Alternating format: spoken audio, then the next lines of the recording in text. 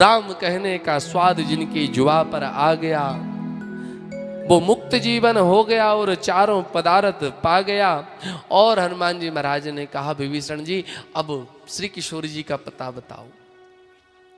अशोक वाटिका का पता बताया है और विभीषण जी अपनी दशा बताते हैं, मैं रहता होता हूं लंका में, परंतु स्थिति मेरी कैसी है, जिमि दसनऊ महाजीव विचारी।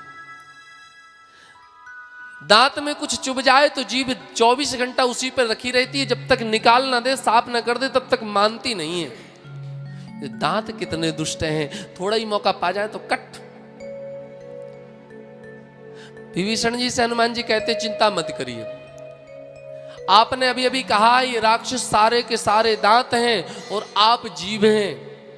अभी कुछ दिन बाद समुद्र के उस पार एक शिविर लगेगा और डॉक्टर आएंगे, एमबीबीएस अयोध्या मेडिकल कॉलेज से पढ़े हुए श्री राम जी, और राम जी के सामने आप जाइएगा। देखो दांत कितनी भी दुष्टता करें, परंतु जब दांत वाले डॉक्टर के यहाँ जाते हैं तो जीभ भी बताती है, महाराज यहाँ दर्द हो रहा है।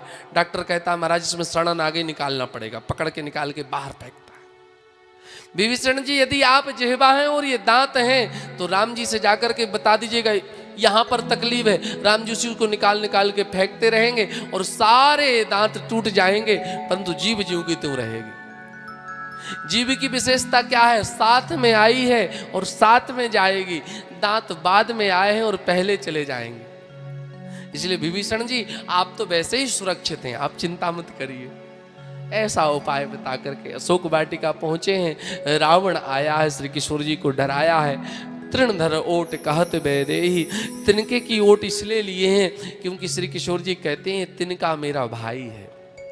उस पृथ्वी से मैं जन्मी, जिस पृथ्वी से तिनका जन्मा, इस संबंध से मैं इसकी बहन हुई, और एक भाई के रहते ये रावण मेरा कुछ नहीं कर सकता, इसलिए तृणधर ओट कहत बैदेहि।